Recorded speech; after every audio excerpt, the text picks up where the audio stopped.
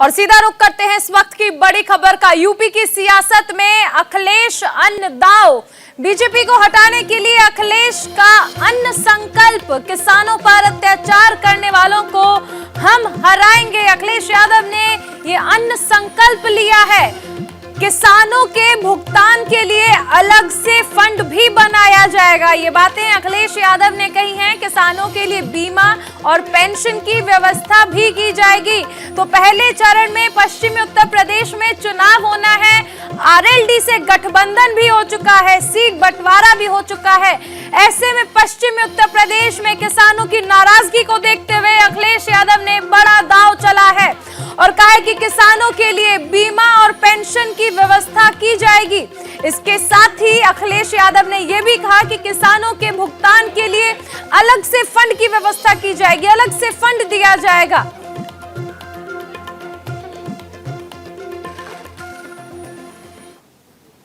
मैं अलीगढ़ की जनता से कहूंगा कि हरदुआगंज पावर प्लांट बनाया, 4 लेन से जोड़ा, विकास की तमाम योजनाओं से जोड़ा, उत्तर प्रदेश की खुशहाली के लिए बहुत काम किए।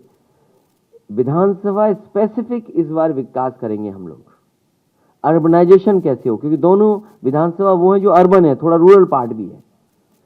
इतना इम्पोर्टेंट सेंटर और वहाँ पर विकास की जरूरत भी है। इसलिए समाजवादी पार्टी की मदद करें। भारतीय जनता पार्टी झूठे लोगों को हटाएं। समाजवादी पार्टी के चुनाव चिन्ह साइकिल पर वोट दें।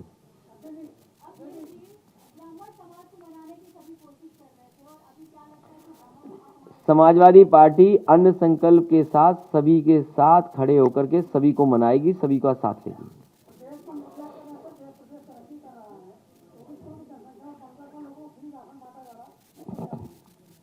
ये राशन आगे भी बटे, इस भारतीय जनता पार्टी अपने घोषणा पत्र में लाई। भारतीय जनता पार्टी इस बात को घोषणा पत्र में लाए, लेकिन उनके घोषणा पत्र में जो आई हुई चीजें वो पूरी नहीं की, इसलिए झूठ भी लिख सकते हैं वो। समाजवादी पार्टी उनसे बेहतर व्यवस्था करने का काम केंद्र से भी सहयोग लेकर के कराएगी। जो व्यवस्था केंद्र से चल रही है, समाजवादी सरकार आएगी तो उससे भी बेहतर व्यवस्था राशन की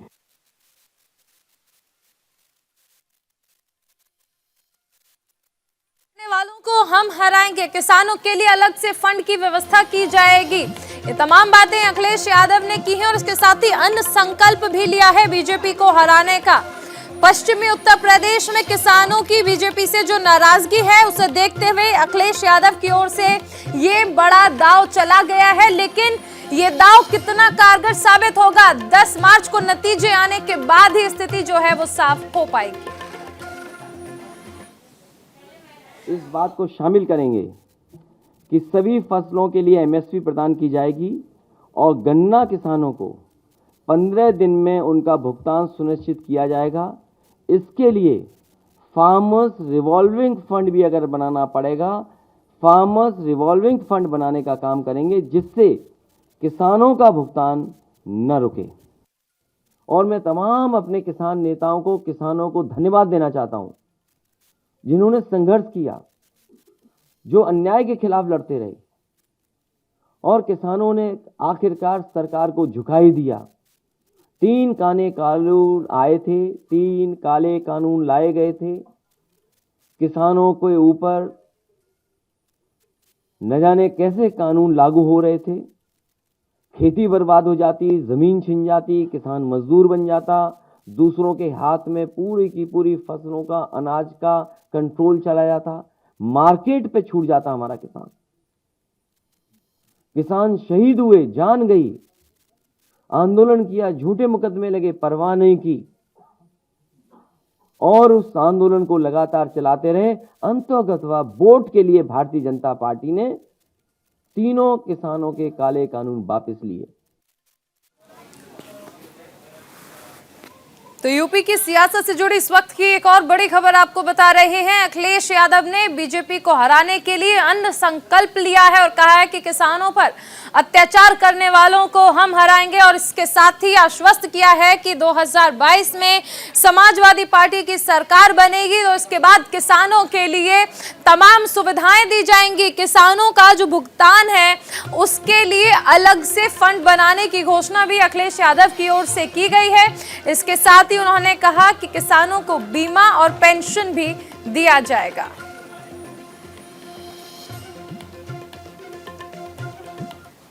एक और बड़ी खबर का रुख कर लेते हैं। चंद्रशेखर पर अखिलेश यादव का बयान सामने आया है और कहा कि चंद्रशेखर चाहे तो साथ आ सकते हैं। अखिलेश यादव का यह बड़ा बयान, भाई बनकर मदद करना चाहें तो बिल्कुल कर सकते हैं। पहले हम 2 सीटों पर सहमत हो गए थे, फिर पता नहीं कि क्या हुआ कि वो बदल गए। अखिलेश यादव ने चंद्रशेखर के लिए दरवाजे खुले रखे हैं, रास्ता खुला रखा है। 2 दिन पहले ही चंद्रशेखर ने कहा था कि अखिलेश यादव दलित विरोधी हैं, वो दलितों का साथ नहीं चाहते हैं। इसके बाद अखिलेश यादव ने कहा कि चंद्रशेखर अगर चाहें तो भाई की तरह साथ दे सकते हैं। पहले 2 सीटों पर बात बन गई थी, लेकिन अचानक न जाने क्या हुआ कि चंद्रशेखर जो है वो बदल गए। पहले हम 2 सीटों पर सहमत हो चुके थे, फिर पता नहीं क्या हुआ कि चंद्रशेखर बदल गए। तो चंद्रशेखर पर अखिलेश यादव ने अब जवाब दिया है, क्योंकि 2 दिन पहले बहुत बड़े आरोप लगाए थे चंद्रशेखर।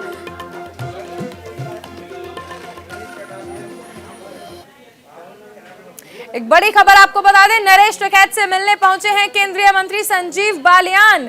किसान आंदोलन के बाद पहली बार सिसौली में कदम रखा है। इस वक्त की एक और बड़ी खबर आपको बता दें, नरेश टिकैत से मिलने के लिए केंद्रीय मंत्री संजीव बालियान पहुंचे हैं। किसान आंदोलन के खत्म होने के बाद पहली बार सिसौली पहुंचे हैं संजीव बालियान और यहां पर नरेश टिकैत से उन्होंने मुलाकात की है। इस मुलाकात में क्या बातें हुई इस पर सभी की निगाह टिकी हुई है, क्योंकि एक बार फिर से किसान बोल रहे हैं कि किसान आंदोलन शुरू किया जाएगा। सरकार पर वादा खिलाफी का आरोप भी किसान लगा रहे हैं। इस बीच नरेश टिकैत से मिलने के लिए संजीव बालियान पहुंचे हैं। इस मुलाकात के मायने क्या हैं?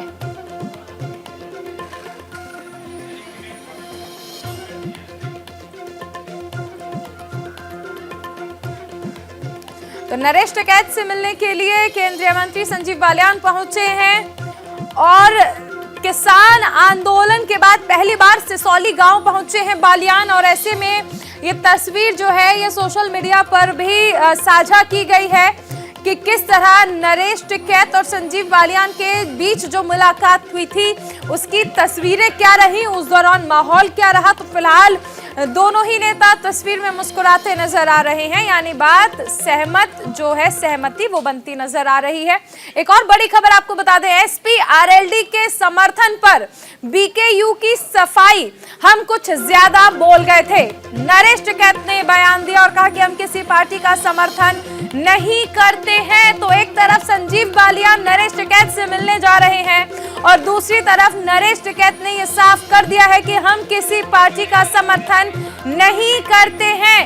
एसपी और आरएलडी के समर्थन पर भारतीय किसान यूनियन की सफाई आई है और साफ कहा है कि हम किसी पार्टी का समर्थन नहीं करते हैं।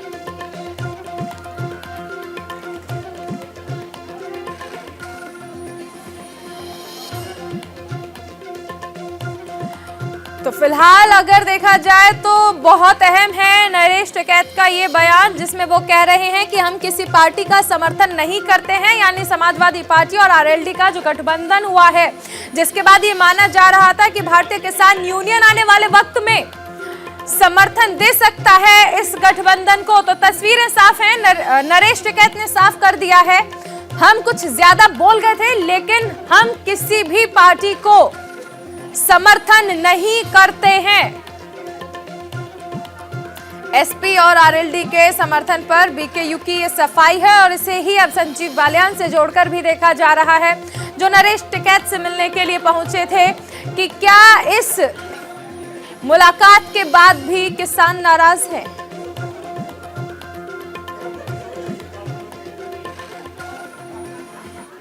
की घड़ी इस गठबंधन तक बगल जो कोई भी जाए उसे कुशामंद रामंत जो कुछ भी तरीका अपनाना हो, रिक्वेस्ट का यह और तो कुछ नहीं, और तो और तरीका तो कुछ नहीं होता। सब अच्छा व्यवहार सारे को काम आवे और बड़े अच्छे तरीके से सब मनाने की बात है और इस गठबंधन को सफल बनाओ। जय हिंद। सीधा रुख करेंगे देहरादून का, जहां पर बीजेपी इस वक्त प्रेस कॉन्फ्रेंस कर रही है। नमस्कार नमस्कार नमस्कार सबको नमस्कार। लड़की है, लड़ सकती हूँ, नाराज हुआ, खोखला हो गया। अध्यक्ष जी देखो, महिला बोला ना, उन्होंने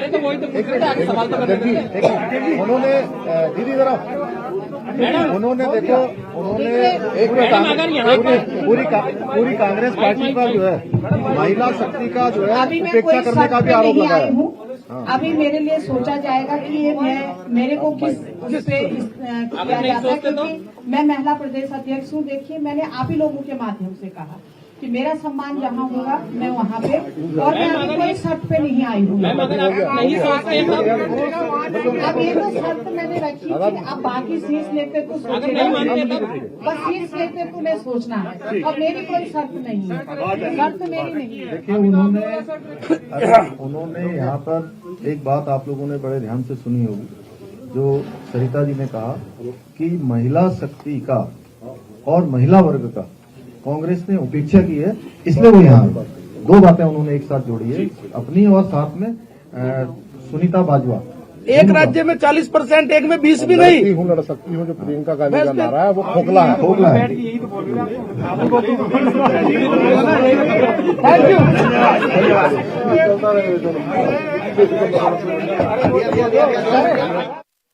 तो उत्तराखंड कांग्रेस को बड़ा झटका लगा है। सरिता आर्या बीजेपी में शामिल हो गई है और इसके साथ ही उन्होंने कहा कि महिलाओं की उपेक्षा की जा रही है कांग्रेस पार्टी में, जिसके बाद उन्होंने अपना दल बदलने का यह फैसला लिया है।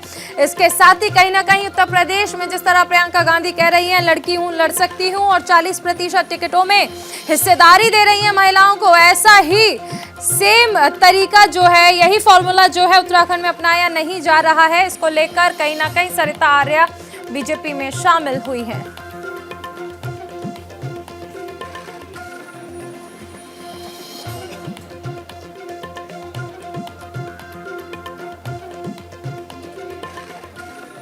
एक बड़ी खबर आपको बता दें, दिल्ली से आ रही है। बीजेपी हेडक्वार्टर में कोर कमेटी की बैठक जारी है। मीटिंग में अमित शाह, जेपी नड्डा समेत कई दिग्गज नेता मौजूद रहे। यूपी विधानसभा चुनाव और उम्मीदवारों पर यहां पर लगातार मंथन किया जा रहा है। बैठक में सहयोगी दलों की सीटों पर भी चर्चा संभव है। इस वक्त की एक और बड़ी खबर बता दें, दिल्ली में बीजेपी की कोर कमेटी की ये बैठक चल रही है। बीजेपी हेडक्वार्टर पर ये बैठक हो रही है और इस बैठक में अमित शाह, जेपी नड्डा समेत कई दिग्गज मौजूद हैं और यूपी विधानसभा चुनाव और इसके साथ ही उम्मीदवारों पर मंथन किया जा रहा है। कयास ये भी लगाए जा रहे हैं कि इस बैठक में सहयोगी दलों की सीटों पर भी चर्चा संभव है। तो ये कयास भी लगाए जा रहे हैं कि जल्दी बीजेपी अपनी दूसरी लिस्ट जारी कर सकती है। ऐसे में बीजेपी हेडक्वार्टर में कोर कमेटी की बैठक हो रही है। मीटिंग में अमित शाह, जेपी नड्डा समेत कई दिग्गज भी मौजूद हैं। इसके साथ ही मुख्यमंत्री योगी आदित्यनाथ भी इस बैठक में मौजूद हैं। यूपी विधानसभा चुनाव और उम्मीदवारों पर मंथन इस बैठक में किया जा रहा है। इस बैठक में सहयोगी दलों की सीटों पर भी चर्चा संभव है।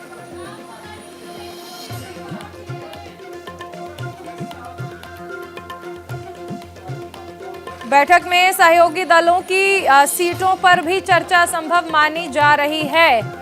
इस वक्त की बड़ी खबर, बीजेपी हेडक्वार्टर पर कोर कमेटी की बैठक हो रही है, जिसमें आने वाले विधानसभा चुनाव और खासकर उत्तर प्रदेश के दूसरी लिस्ट जो सामने आनी है, उम्मीदवारों के नामों पर इस बैठक में मंथन चल रहा है, जिसमें गृह मंत्री अमित शाह, बीजेपी अध्यक्ष जेपी नड्डा समेत कई दिग्गज इस बैठक में मौजूद हैं। इस बैठक में बीजेपी के साथ साथ जो सहयोगी दल हैं, जो बीजेपी को समर्थन दे रहे हैं, उन पर भी चर्चा संभव है। दीपक हमारे साथ जुड़ गए हैं। दीपक, इस बैठक में संभवतः ये माना जा रहा है कि बीजेपी के साथ साथ जो सहयोगी दल हैं उनके उम्मीदवारों की भी चर्चा संभव है। जी देखिए, अगर बात की जाए तो अभी ये बैठक चल रही है और इसके बाद जो सहयोगी दल है उनके साथ भी ये बैठक होगी। और क्योंकि सीट शेयरिंग को लेकर एक कमेटी बनी है तो वो फॉर्मूला तय करेंगे कि आखिर कितनी सीटों पे कौन कौन सी पार्टी लड़ेगी। उसको लेकर भी एक 2-3 दिन में औपचारिक जो है घोषणा वो हो जाएगी। पर अभी जो ये है कि सीटों को लेकर बातचीत चल रही है कि कौन से सीटों पे किसको लड़ाया जाए, तो ये थोड़ा, क्योंकि पार्टी को पता है कि इस बार उनको अच्छा परफॉर्मेंस करना है, इसीलिए सब कुछ देखते हुए पार्टी हर एक सीट पे चर्चा कर रही है। उसके बाद 19 तारीख को जब केंद्रीय चुनाव समिति की बैठक होगी उसमें ये जो नाम है ये प्रधानमंत्री के सामने रखे जाएंगे। उसके बाद निर्णय होगा कि आखिर कौन कौन से जो लोग लगातार टिकट के लिए कह रहे हैं कि हमें लड़ाया जाए, हम मौजूद कैंडिडेट हैं, उनमें से कितने लोगों का टिकट कटेगा, कितने लोगों को मिलेगा, ये देखने वाली बात होगी। दीपक, इस बैठक के बारे में क्या जानकारी है? अभी कितने वक्त तक और चलेगी ये बैठक?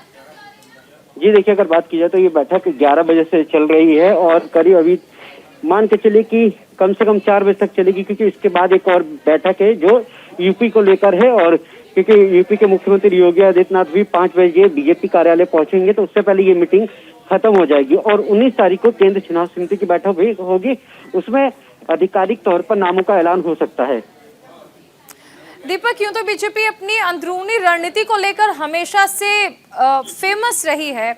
क्या अंदर खाने चल रहा है कुछ भी कह पाना मुश्किल होता है, लेकिन कुछ आइडिया कि इस बार जो लिस्ट सामने आएगी उसका क्या रोड मैप हो सकता है, किस तरह से उस लिस्ट को बनाया जा रहा है। जैसे पिछली बार की अगर लिस्ट की बात कर लें तो कहीं ना कहीं 107 उम्मीदवारों में ये दिखाने की कोशिश की गई थी कि बीजेपी पर जो आरोप लग रहे हैं कि पिछड़ों की विरोधी है बीजेपी, दलितों की विरोधी है, उन तमाम बातों को खंडन किया था उस लिस्ट ने। चारुल, अगर एक बात बता दूं मैं आपको कि कल एक मेरे बहुत ही बड़े नेता हैं, सरकार में मंत्री भी है और संगठन के बहुत बड़े नेता हैं, उनसे जब मेरी बात हुई तो उन्होंने साफ कहा कि जो लोग भी पार्टी छोड़ के जा रहे हैं उनसे कोई फर्क नहीं पड़ेगा। सबसे बड़ी बात यह है कि उन्होंने ये भी कहा कि जो लोग छोड़ के गए हैं वो अगर अपनी सीट से चुनाव लड़े तो वो हार जाए। पार्टी बहुत सोच समझ के निर्णय लेती है और पार्टी का ये कहना है कि हमने सबसे ज्यादा पिछड़े लोगों को संसद में पहुंचाया, हमने पिछले जो है, जो SC ST है, जो OBC है, उनको हमने मंत्री बनाया। तो आखिर हम बीजेपी शुरू से ही इनके साथ है, आखिर कौन सी पार्टी है जो सबसे ज्यादा इनको दे रही है? तमाम जानकारी के लिए तो बिल्कुल बहुत बड़ी और अहम बैठक है ये जो चल रही है। एक और बड़ी खबर आपको बता दें कि यूपी की सियासत में अखिलेश ने अन्न दांव चला है।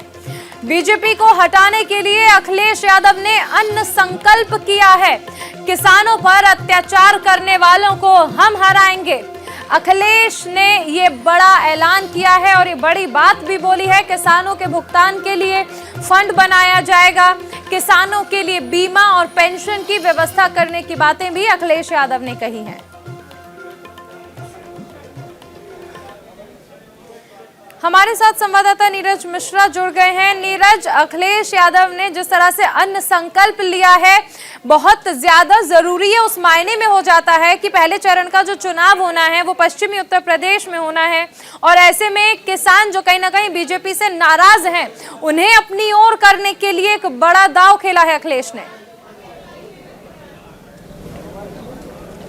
जी हाँ, देखिए, पहले चरण में पश्चिम उत्तर प्रदेश में चुनाव है और पश्चिम उत्तर प्रदेश में जिस तरह से किसानों की नाराजगी है, और आज जब अखिलेश यादव लखनऊ में थे अपने पार्टी कार्यालय पर तो उनके साथ लखीमपुर खीरी के तेजिंदर सिंह बिर्क जो कि एक बहुत वहाँ के पॉपुलर नेता हैं किसानों के, और जो लखीमपुर खीरी का पूरा इंसिडेंट हुआ था तो उसमें ये भी घायल हुए, तो उनको साथ में लेकर आज वो मंच पर मौजूद थे और उसी समय उन्होंने अन्न को हाथ में लेकर शपथ खाई कि वो बीजेपी को हरा कर रहेंगे और बीजेपी को हटाने का उन्होंने संकल्प लिया। तो कुल मिला के कहा जाए कि किसानों को एक साथ साधने के लिए ये अखिलेश यादव ने अन्न को हाथ में लेकर एक बड़ा दांव चला है, चूंकि किसानों के लिए जो उनका अन्न होता है वो उनके लिए भगवान होता है। बिल्कुल एक बड़ा दांव चला गया है। बहुत शुक्रिया इस तमाम जानकारी के लिए नीरज।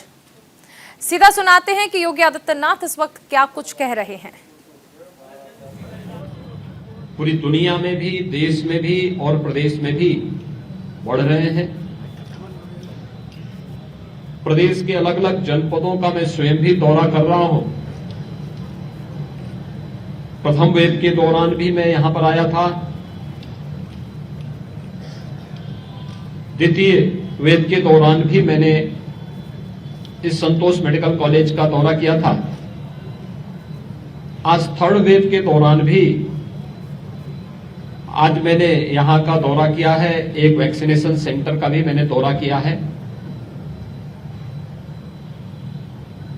पिछले पौने 2 वर्षों का जो अनुभव है, ये आज कोविड प्रबंधन में मदद भी कर रहा है और भारत सरकार और राज्य सरकार के सहयोग से जीवन और जीविका को बचाने की जो एक कवायद है, उसमें भी भारी सफलता प्राप्त हो रही है।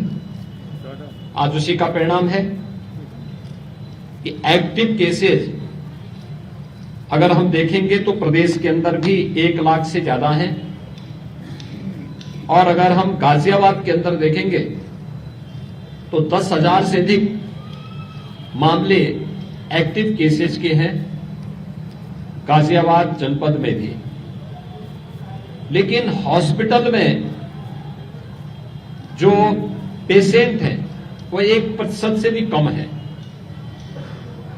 और ये चीजें दिखाती हैं कि सेकेंड वेव की तुलना में ये थर्ड वेव कम खतरनाक है। लेकिन बीमारी तो है, तो बीमारी है तो इसमें सतर्कता और सावधानी बरतनी पड़ेगी। बुजुर्गों के लिए, बीमार लोगों के लिए, गर्भवती महिलाओं के लिए, बच्चों के लिए यह खतरनाक है और उनको हर हाल में बचाना होगा। अनावश्यक भीड़भाड़ वाले स्थानों में जाने से बचना होगा। इसके लिए प्रदेश में 5,500 से अधिक स्थानों पर पब्लिक एड्रेस सिस्टम के माध्यम से जागरूकता का एक व्यापक कार्यक्रम भी चलाया जा रहा है। शेष अन्य लोगों से अपील भी की जा रही है कि वे सार्वजनिक स्थानों पर अनावश्यक न निकलें, भीड़भाड़ वाले स्थानों में जाने से बचें और अगर जाना ही पड़े तो उन स्थितियों में इस बात को ध्यान में रखें कि वे मास्क जरूर पहन करके जाएं, क्योंकि ये सामान्य जागरूकता का जो अभियान है, यह बचाव और सतर्कता के माध्यम से कोरोना प्रबंधन का एक बेहतरीन अभियान को आगे बढ़ा सकता है। दूसरा, हम आभारी हैं प्रधानमंत्री मोदी जी के। उन्होंने देश को इस महामारी के दौरान 2 वैक्सीन दी। वैक्सीनेशन का हमारा जो ड्राइव है देश का 16 जनवरी 2021 से प्रारंभ हो गया और पहली बार ये देखने को मिला कि किसी महामारी में देश ने वैक्सीन विकसित किया हो। भारत के अंदर मार्च 2020 में कोरोना के मामले आए थे और मार्च 2020 से इसके खिलाफ अभियान भारत ने चलाया था और 16 जनवरी 2021 में देश के अंदर वैक्सीनेशन ड्राइव का अभियान प्रारंभ हो गया था। दुनिया का सबसे बड़ा वैक्सीनेशन का यह अभियान चल रहा है, जिसमें कल तक 157 करोड़ वैक्सीन की डोजेस दी जा चुकी हैं। उत्तर प्रदेश ने भी इस लक्ष्य को आगे बढ़ाने में बड़ी मदद की है। देश के अंदर सर्वाधिक वैक्सीन डोज देने वाला उत्तर प्रदेश पहला राज्य है। 23 करोड़ 15 लाख से अधिक वैक्सीन की डोजेज हम उत्तर प्रदेश के अंदर दे चुके हैं और इसमें गाजियाबाद ने, अगर हम देखते हैं तो 28 लाख यहां पर कुल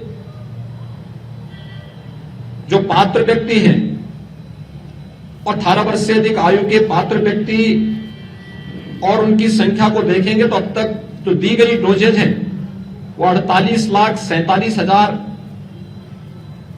वैक्सीन की डोजेज गाजियाबाद जनपद में दी जा चुकी हैं। इसमें प्रदेश के अंदर पहली डोज लेने वालों की संख्या है 94%।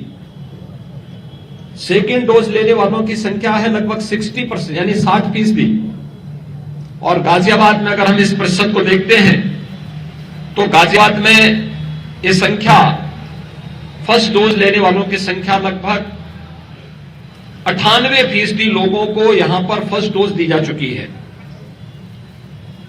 दूसरी डोज लेने वालों की संख्या भी गाजियाबाद में लगभग 69% है। यानी लोगों में एक अच्छी जागरूकता है इसके प्रति, और वैक्सीन ड्राइव का जो अभियान चल रहा है ये बहुत अच्छे ढंग से आगे बढ़ रहा है। मैंने अभी एक वैक्सीनेशन सेंटर का भी यहां निरीक्षण किया है जिसमें 15 से 17 आयु वर्ग के नवयुवकों में वैक्सीन के प्रति जो जागरूकता है मैंने इसको बहुत नजदीक से देखा है। और मैं यहां पर उस सेंटर में गया था तो मुझे देख करके अच्छा लगा कि यहां पे अब तक 1,13,000 से अधिक नवयुवकों ने भी 15 से 17 वर्ष के आयु वर्ग के नवयुवकों ने भी वैक्सीन की पहली डोज अपनी ले ली है। यह एक अच्छा अभियान है। इसके अलावा एक प्रिकॉशन डोज भी दी जा रही है। जो 60 वर्ष से ऊपर के कोमॉर्बिड हैं, किसी बीमारी से ग्रसित हैं, या फिर वे लोग जिन्हें कोविड प्रबंधन के कार्य के साथ जुटना है, हेल्थ वर्कर्स हैं, ऐसे 15,611 प्रिकॉशन डोज भी गाजियाबाद में दी जा चुकी है और 4,00,000